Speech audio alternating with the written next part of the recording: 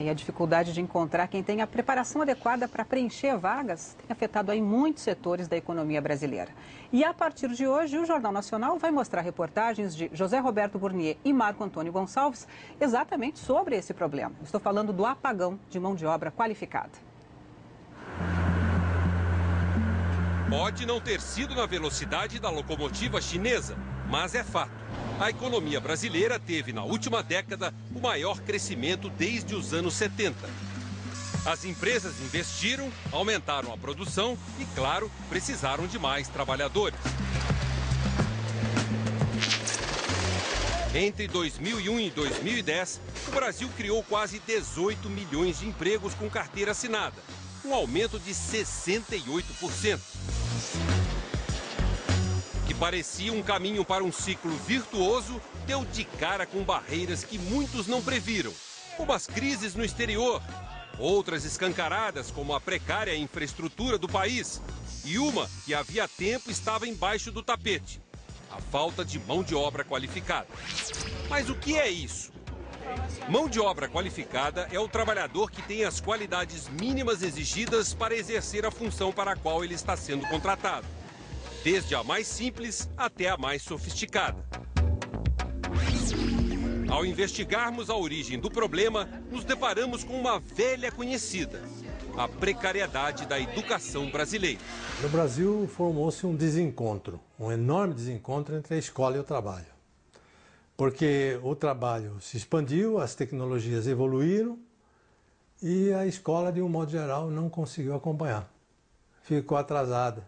Está no descompasso, que é um descompasso que afeta muito o crescimento do país. Dos 192 milhões de brasileiros, 93 milhões estão aptos a trabalhar.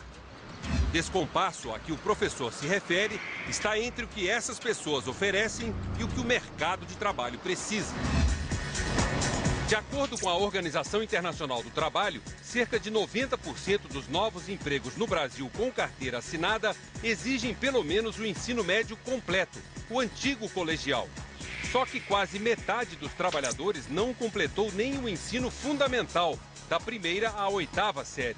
E 16% enquadravam-se na condição de analfabetos funcionais. Aqueles que, embora consigam ler, não são capazes de interpretar textos ou fazer as operações matemáticas mais simples.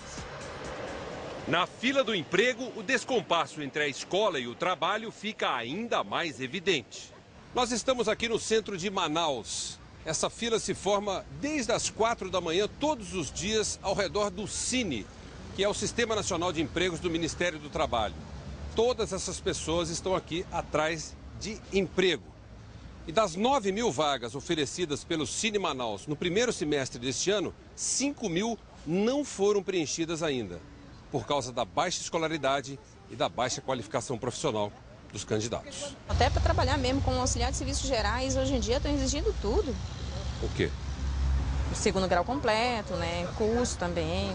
Em todo o país, segundo o Ministério, de quase 1,5 milhão de vagas oferecidas no primeiro semestre, pouco mais de 20% foram preenchidas. Muitas vezes o trabalhador não tem o acesso à qualificação. E às vezes a questão da educação, do ensino médio ou fundamental, não é de uma qualidade que ele possa chegar para o processo seletivo e passar no processo seletivo. Então dificulta sempre o trabalhador. O problema aparece mesmo entre quem já terminou o ensino médio.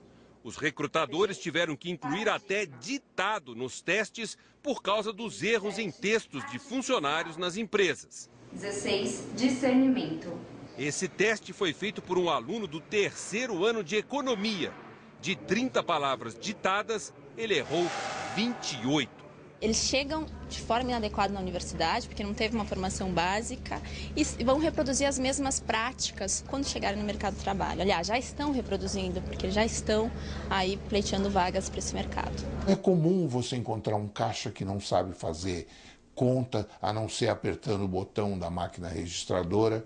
É comum você encontrar alguém num call center que não sabe responder a terceira pergunta. Tamires, que disputa uma vaga de estagiária, estudou em escola pública. Como o ensino não foi bom, ela decidiu fazer cursinho para enfrentar o vestibular. O que era para ser uma recuperação das matérias virou um choque. 80% do material, do conhecimento que eu obtive durante o cursinho pré-vestibular, 80% era tudo coisa nova, tudo coisa que eu não aprendi na escola, no ensino fundamental e ensino médio.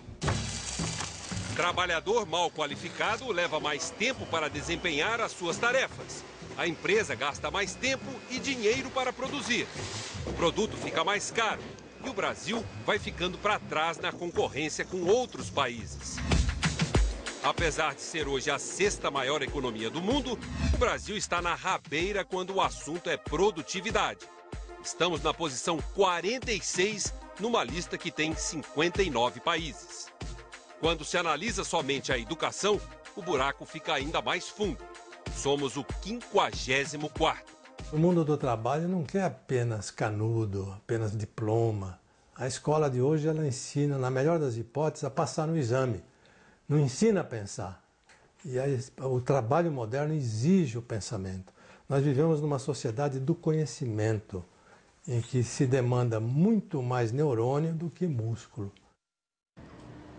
A reportagem de amanhã aborda o nível de conhecimento dos candidatos a emprego que saem das universidades.